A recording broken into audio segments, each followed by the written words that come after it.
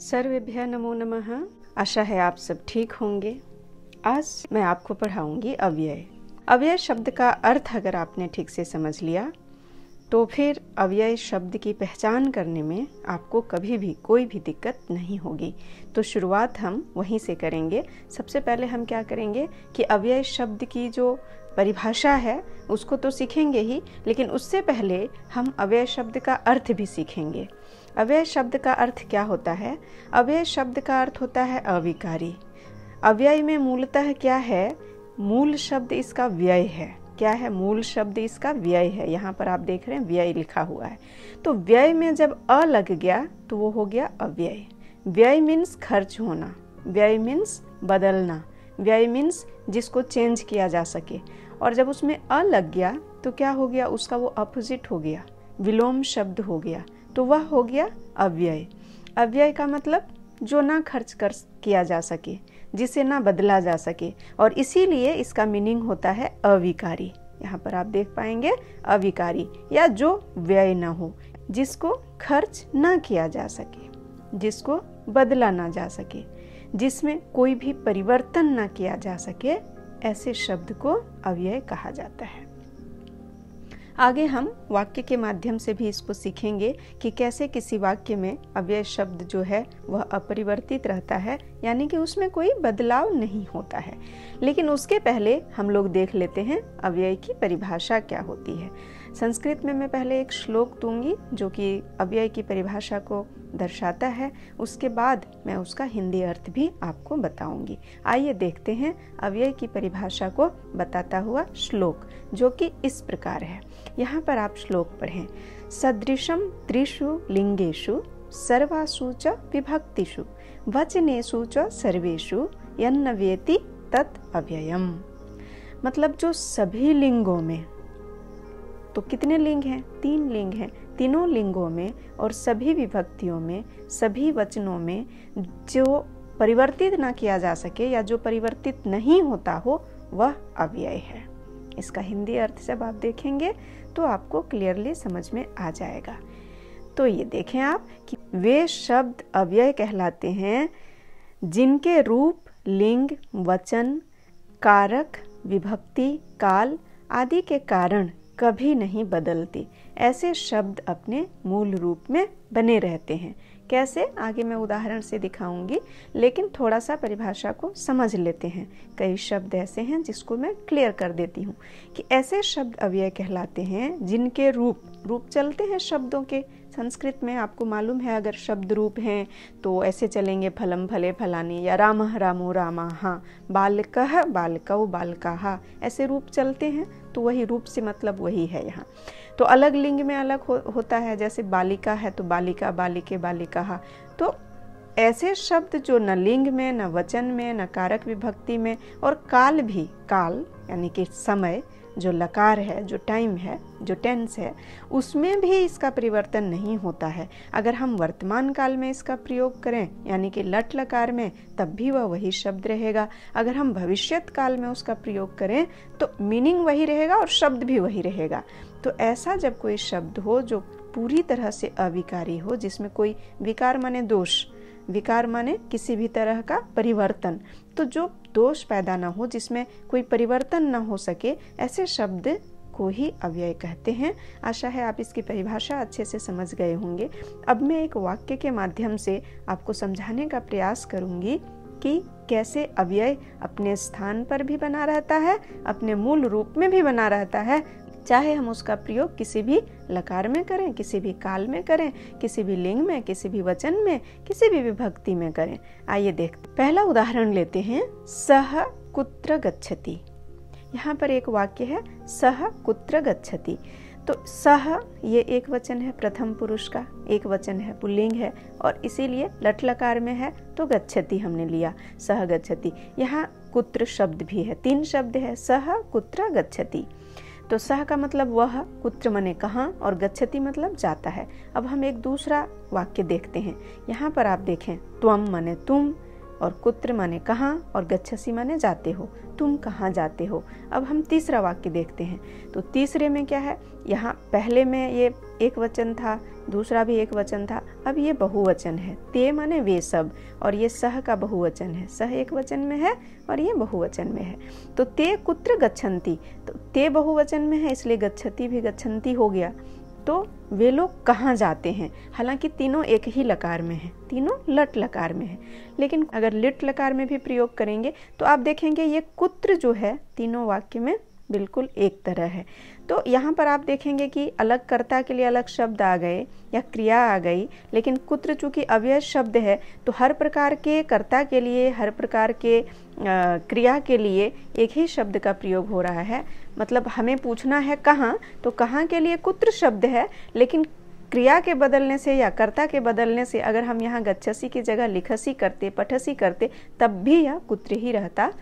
तो इस तरह से आप देखेंगे कि कुत्र चूंकि बदलता नहीं है तो कुत्र शब्द अव्यय है। इस तरह से आप दूसरा उदाहरण भी ले सकते हैं। लट लकार की जगह अगर आप प्रयोग करना चाहते हैं कि चलें आप गमिष्यति लिख दें, सह कुत्र गमिष्यति, तो गच्छति भले गमिष्यति हो जाए, लकार चेंज हो जाएगा, लेकिन तभी कुत्र का कुत्र ही रहेगा। कुत्र के जगह आप दूसरे शब्दों का भी प्रयोग करके देख सकते हैं। आप खुद भी जब अभ्यास करेंगे, प्रैक्टिस करेंगे, थोड़ा सा काम करेंगे, आप लिखित अभ्यास करेंगे, तो आप देखेंगे जो अव्यय की श्रेणी में आते हैं ऐसे शब्द कभी भी परिवर्तित नहीं होंगे। तो आइए अब हम आगे देखते हैं। आगे हम देखेंगे कि अव्यय की श्रेणी में कैसे शब्द आते हैं। तो मैं शब्द तो बताऊंगी ही, शब्द के साथ साथ मैं शब्दों के अर्थ भी बताऊंगी। तो या तो आप इसको कहीं लिख लें या आप रख सकते हैं इसको संग्रह करके, बाद में दोबारा वीडियो देखकर आप याद भी कर सकते हैं।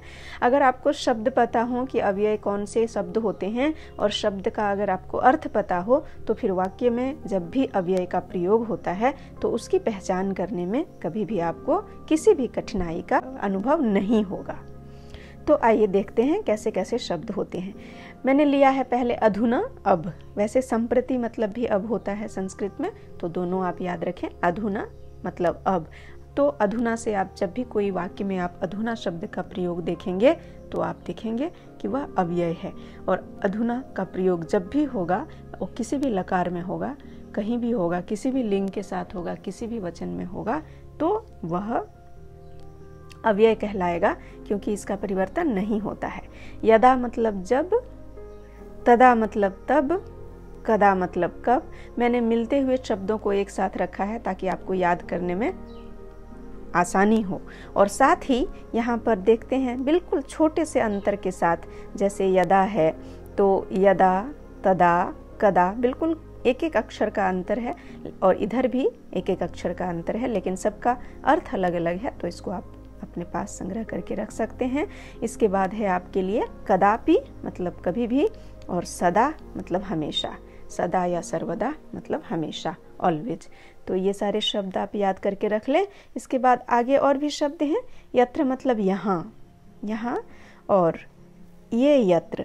अब क्या है, यहाँ पर थोड़ा सा कन्फ्यूजन होता है बच्चों को, तो आप इसको अच्छे से समझ लें। जो स्वर के साथ जो आपका है, ये स्वर के साथ जो अत्र है, यहाँ पर आप देखेंगे तो इसका मतलब यहाँ होता है ना।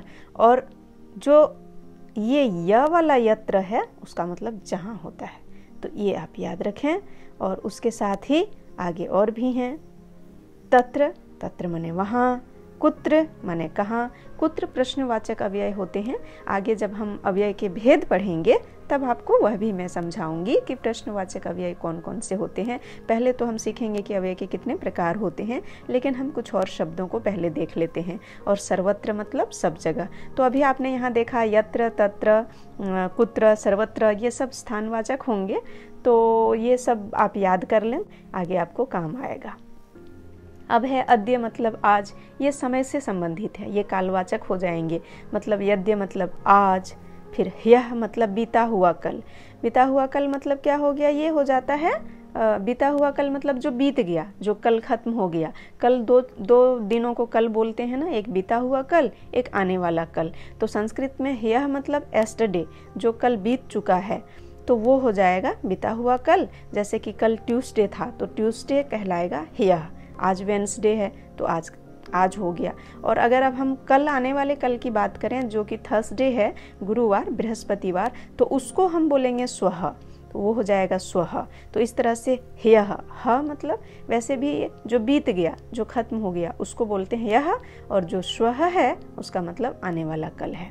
फिर है परस्वः, मतलब परसों। परसों भी एक दिन के बाद, आज, कल और परसों, एक दिन के बाद आने वाले दिन को परसों बोलते हैं, तो उसको परस्वः होगा।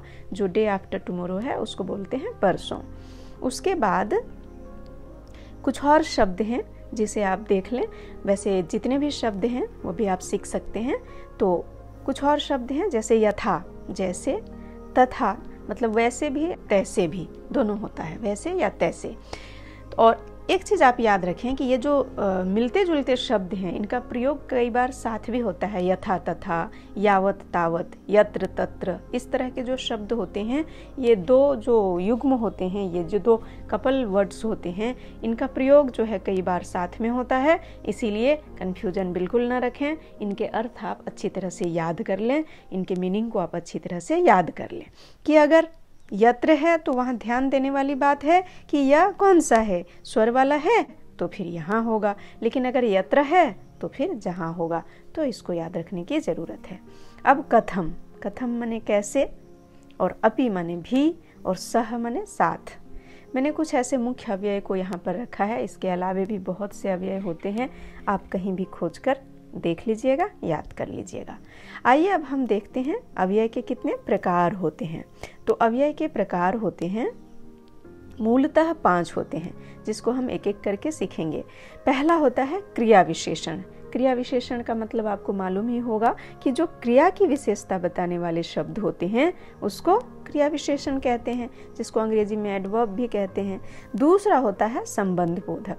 आगे मैं आपको शब्दों का उदाहरण देकर दिखाऊंगी, तो अभी हम पहले प्रकार देख लेते हैं, उसके बाद हम इसके उदाहरण वाले जो शब्द हैं उनको भी हम आपको दिखलाएंगे।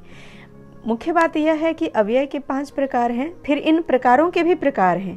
अगर मैं उतना विस्तृत में बनाऊं तो वीडियो काफ़ी लंबी हो जाएगी, लेकिन मैं बताना चाहूँगी, अगर आपकी मांग आती है, अगर आपकी जिज्ञासा आती है, अगर आप कमेंट में लिखते हैं कि आपको अगर आवश्यकता है और भी विस्तार से जानने की, तो मैं ज़रूर समझाऊंगी। लेकिन मुख्य भेद अभी आप सीख लें कि अव्यय के जो 5 प्रकार होते हैं, पहला हो गया क्रिया विशेषण, दूसरा हो गया संबंध बोधक, तीसरा हो गया समुच्चय बोधक, चौथा होता है विस्मय आदि बोधक, और 5वां होता है निपात। निपात को ही उपसर्ग भी बोलते हैं, जो कि प्रीफिक्स होता है।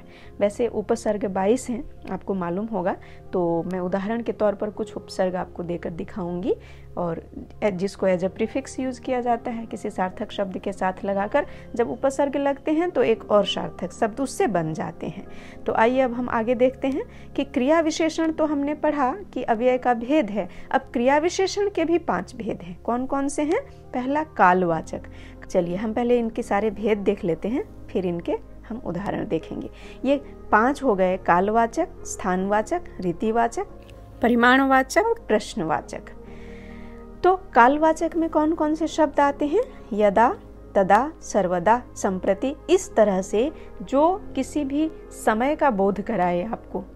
तो जैसे कि जब, तब, सब, हमेशा, इस तरह से जो समय का बोध करा रहा है तो वह कालवाचक हो जाएगा अव्यय। अब स्थानवाचक अगर होगा तो कैसा होगा? यत्र, तत्र, सर्वत्र, अंतः माने अंदर, भीतर, और बहि माने बाहर, अन्यत्र माने किसी और जगह।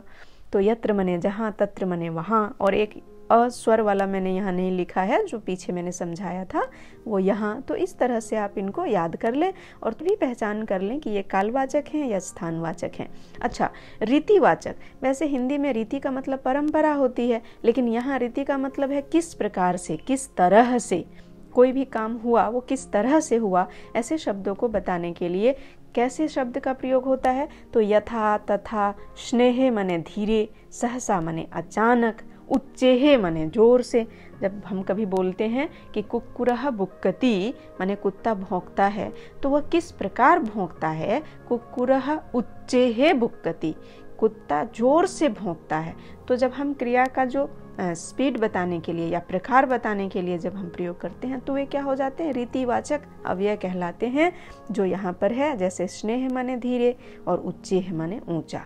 और परिमाण का मतलब ही होता है मात्रा, क्वांटिटी। 2 शब्द होते हैं जो कंफ्यूजन क्रिएट करते हैं, एक परिणाम जिसका मतलब होता है रिजल्ट, और परिमाण मतलब मात्रा। तो आप इसको याद रखें, ये परिमाण है, परिमाण माने मात्रा। तो ये यावत, तावत, किंचित, नाना, न्यून। तो न्यून माने कम, नाना मतलब अनेक, अनेक प्रकार के कहते हैं, नानाविध, अनेक प्रकार के। तो यावत मतलब जब तक, तावत मतलब तब तक। तो इस तरह के शब्द किस श्रेणी में आते हैं? परिमाणवाचक अव्यय कहलाते हैं।